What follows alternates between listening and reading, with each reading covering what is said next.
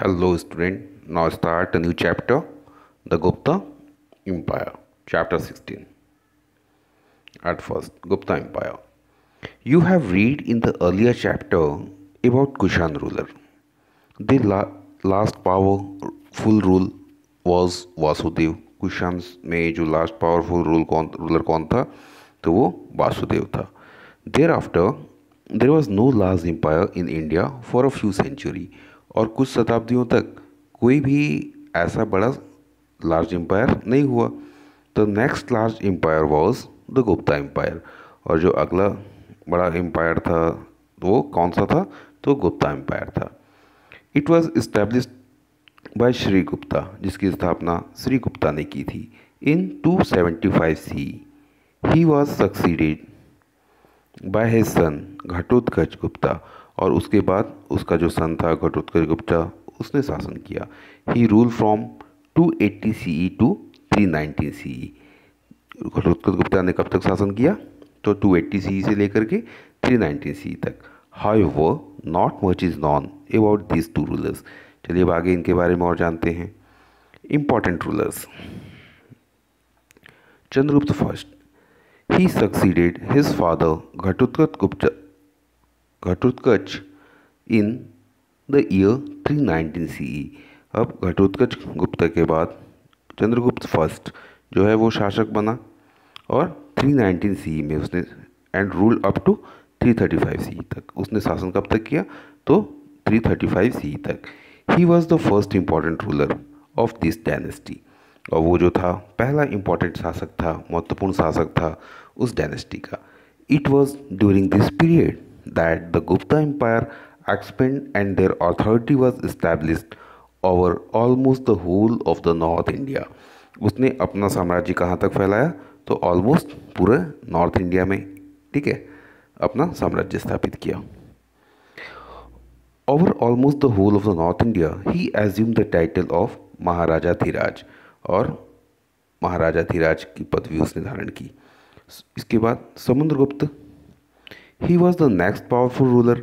He succeeded his father Chandragupta first in 335 CE.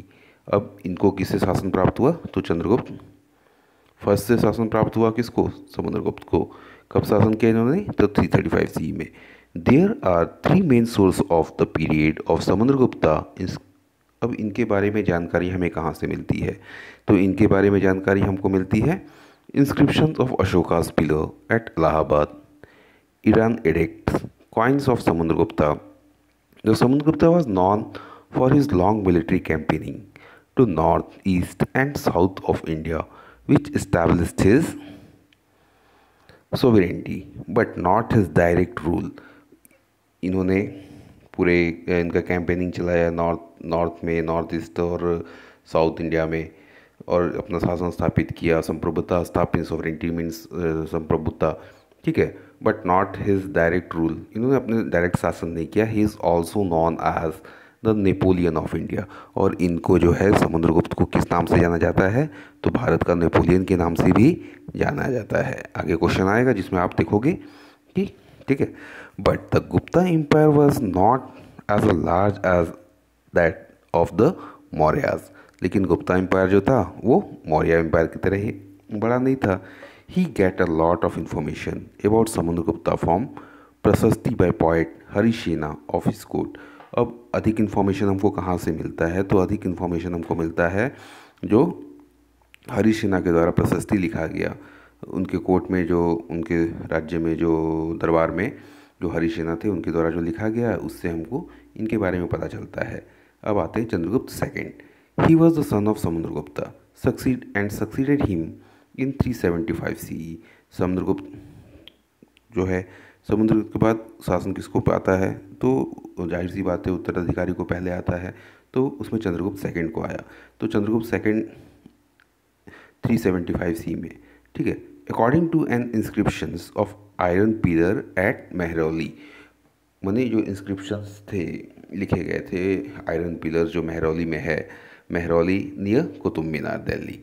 He assumed the title of Vikramaditya. The inscription also tell us about the victories campaigning of Chandragupta.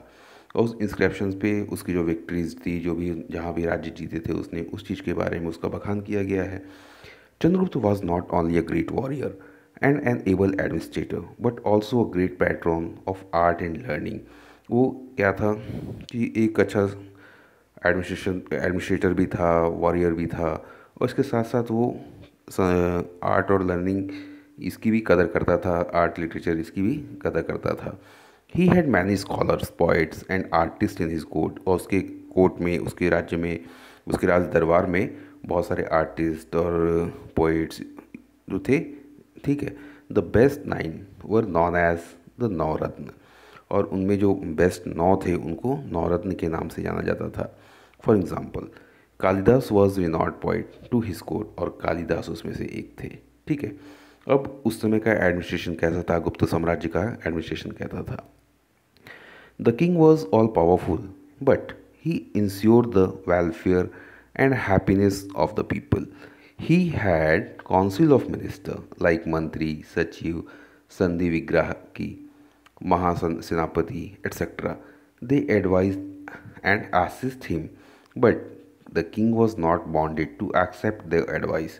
अब पहले भी ऐसे ही होता था, जब हम लोग मौर्य एम्पायर पढ़ रहे थे उसमें भी हम देखे थे कि जो है मंत्रिपरिषद थी किंग को सलाह देती थी, लेकिन किंग बाध्य नहीं था कि वो उनकी बातों को अक्षर से पालन करे या माने, ठीक है। वो एडवाइस देने देने का काम करते थे, ठीक है। The empire was divided into province known as Bukit और देशा, बुकित और देशा। They were governed by उप्रिका, महाराजा और भोगपति। Mostly princes were appointed to these posts। Mostly जो है प्रिंस लोगों को इस पोस्ट पे अपॉइंट किया जाता था, और sometime other capables and wise person were also appointed on this post. और इसके साथ साथ जो चतुर व्यक्ति था, चालाक व्यक्ति था, उन्हें की जो शासन करने में सक्षम था, उन लोगों को भी इस जगह पे उनको भी पोस्ट किया जाता था। The province bhukti were divided into vaishyas and their head was known as vaishyapati. They were help by a 4 man non governmental committees. और वैश्यपति जो रहते थे उनको हेल्प करने के लिए 4 लोगों का समूह रहता था, नॉन गवर्नमेंटल कमिटीज़ रहती थी। The village administration was under the village headman gramik. The gram panchayat look after the needs of villagers. और ग्राम पंचायत क्या काम करती थी, तो ग्राम पंचायत जो थी वो विलेजर्स के समस्याओं को देखने का काम करती थी। अब यहाँ एक डू यू नो दिया हुआ है। The Gupta ruler had well organise army with elephant, chariots, cavalry and foot soldiers. Gupta empire के पास ये सारी चीज़ें थी, ठीक है। एलिफेंट्स था, घुड़सवार दल थे, रथ था, ठीक है, और फुट सोल्जर पैदल सेना भी थी। Beside this there were military leaders known as samants वो supply troops to the king when वो नीड। और उसके साथ साथ सामंत भी हुआ करते। सामंत लोग जो थे वो अपनी सेना रखते थे।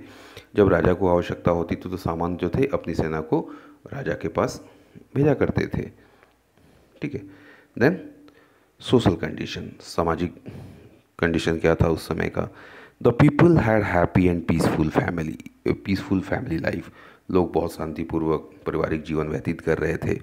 Joint family system was prevalent during this times. उस समय जो है संयुक्त परिवार का प्रचलन था। The condition of women was not so bad but it become verse during the latest period. Child marriage had also start. Child marriage शुरू हो गया था। Education was mostly limited to the upper class family. और जो education था वो अपर class family तक ही सीमित था, ठीक है। Celebration of festivals and animal fighting were the chief source of entertainment. अब लोगों का मनोरंजन का साधन क्या था, तो फेस्टिवल सेलिब्रेट करते थे, और एनिमल फाइटिंग जो था ये इनका मनोरंजन का साधन था। इकोनॉमिक कंडीशन कैसा था, आर्थिक कंडीशन उस समय का क्या था लोगों का। Interstate trade flourish during this period. Trade was carried on by land and river route. Trade जो होता था वो बाय लैंड होता था और रिवर रूट से भी हुआ करता था। Important place like Peshawar, Pakistan में है पेशावर, मथुरा, कौशंबी यूपी, ताम्रपली बंगाल, भरूकच्छ गुजरात भरूच और Ujjain MP were all connected by roads. The river name ये Ganga Brahmaputra Kaveri Krishna Godavari provide waterways Indian important export items. और ये जो गंगा कृष्णा कावेरी जो थे उन नदियों से वाटरवेज से एक जगह से दूसरी जगह सामान की सप्लाई हुआ करती थी। इंडियन इम्पोर्टेंट एक्सपोर्ट आइटम्स वर भारतीयों का मुख्य इम्पोर्टेंट एक्सपोर्ट्स आइटम क्या था, तो वो था pearl diamond precious stones garment ivory products indigo etcetera. ये सारे जो प्रोडक्ट्स थे वो एक्सपोर्ट हुआ करते थे। ठीक है, then the important included gold silver copper tin silk horse. ये सारी चीज़ें जो है इन सब चीज़ों का व्यापार भी हुआ करता था। Brahmadesh Myanmar Java Sumatra Bali Champa Vietnam and Cambodia were some of the countries with which the foreign trades were carried on. ये जो कंट्रीज थी इनके साथ फॉरेन ट्रेड हुआ करता था। ठीक है, agriculture was the main occupation of the people. लोगों का मुख्य व्यवसाय क्या था, तो लोगों का मुख्य व्यवसाय खेती था। The farmer were the owner of the land. किसान जो थे वो भूमि के मालिक हुआ करते थे। For providing irrigational facilities well tank canals were constructed. The main crops were wheat rice pulses barley sugarcane cotton jute vegetables etcetera. ये जो था वो मेन क्रॉप था। ठीक है, taxation remains the main source of revenue. और जो राजा को क्या मेन सोर्स ऑफ रेवेन्यू क्या था, तो टैक्स था। ठीक है, रिलीजन धर्म। During this period king and most of the peoples were the followers of Vaishnavism and Shivism. उस समय जो राजा हुआ और जो भी लोग थे वो वैष्णविज्म और सिविज्म को मानते थे। They were followers of Buddhism and Jainism as well as. और बुद्धिज्म और जैन धर्म का भी प्रचलन था उस समय। ठीक है, there was no conflict among them. लोगों के बीच में कोई आपसी मतभेद नहीं हुआ करता था धर्म को लेकर के। They all live harmoniously. और सभी लोग प्रेम पूर्वक रहा करते थे। Sun was also worship by many people. और सूर्य की भी पूजा किया करते थे लोग, बहुत सारे लोग सूर्य की पूजा करते थे। Many sun temples were build. उस समय बहुत सारे सूर्य मंदिर भी बनाए गए। The king gave garment grants and donate to all the religious without any discrimination. और जो राजा था वो सभी धर्मों को बराबर डोनेशन दिया करता था बिना किसी भेदभाव के। It was a period of revival of हिंदुज़्म and Sanskrit literature. वो समय था जो उस समय हिंदुज़्म और संस्कृत लिटरेचर का पुनरुद्धार हो रहा था। Art and architecture. और कला संस्कृति क्या था। ठीक है, the art and architecture during Gupta period was highly developed in all it's branches. उस समय कला की सारी जो और भी ब्रांच थे वो भी डेवलप कर रहे थे। That is sculptures painting temple building matter ilguri music etc. During this period we find the beginning of temple building. Initially there used to be one room temple where the image of the main deities was installed with a decorated main gate. Later on the size of the temple become large and large. शुरुआत में क्या था, प्रचलन था कि एक room बना दिया उसमें मेन डाइटिस का पिक्चर जो लगा हुआ था। लेकिन बोला क्या उस समय के बाद थोड़ा थोड़ा इंक्रीज़ होने लग गया था, मंदिरों का साइज बढ़ना शुरू कर दिया बढ़ना शुरू हो गया था। ठीक है, a small one room temple can be seen near the Sanchi Bhitargaon Kanpur and Deoghar. ये छोटे टेम्पल्स जो हैं इन जगहों पर देखने को मिल जाते हैं। ठीक है, चलो आगे बढ़ते हैं। कोशिश किए हैं कि इसी वीडियो में ये पूरे चैप्टर को एक्सप्लेन कर दे। ठीक है, नहीं तो क्या होता है कि आप लोगों को खोजने में दिक्कत होने लग जाती है कि अगला वीडियो कहाँ है। तो थोड़ा टाइम लगेगा, लेकिन ये चैप्टर जो पूरा है एक ही वीडियो में है। ठीक है, Jhansi. The temple will decorate with beautiful and artist sculptures. और उसके साथ साथ टेम्पल्स में और कलाकृतियों को भी रखा जाने लगा।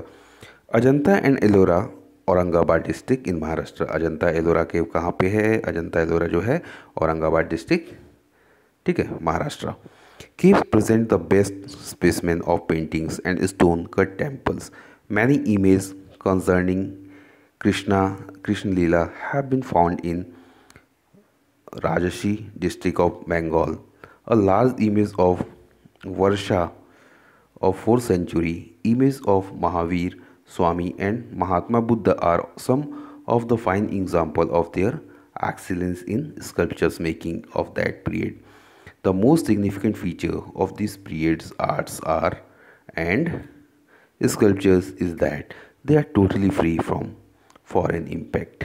अब बोल रहा है उस समय की जो कलाकृतियाँ थी, जो मूर्तियाँ थी, जो रॉक पहाड़ों में रॉक्स का टेम्पल्स में चाहे बनाया गया है, उन आकृतियों को देख करके लगता है कि इसमें अभी फॉरेन इम्पैक्ट नहीं पड़ा था, विदेशी संस्कृति का कोई किसी तरह का इम्पैक्ट नहीं पड़ा था। लैंग्वेज और literature, Gupta period was the golden period of Sanskrit literature. अब एक चीज़ ये चीज़ याद रखिएगा, गुप्ता पीरियड को हम गोल्डन पीरियड के नाम से भी जानते हैं, ठीक है। कभी भी क्वेश्चन आता है which period known as a golden period, तो गुप्ता पीरियड।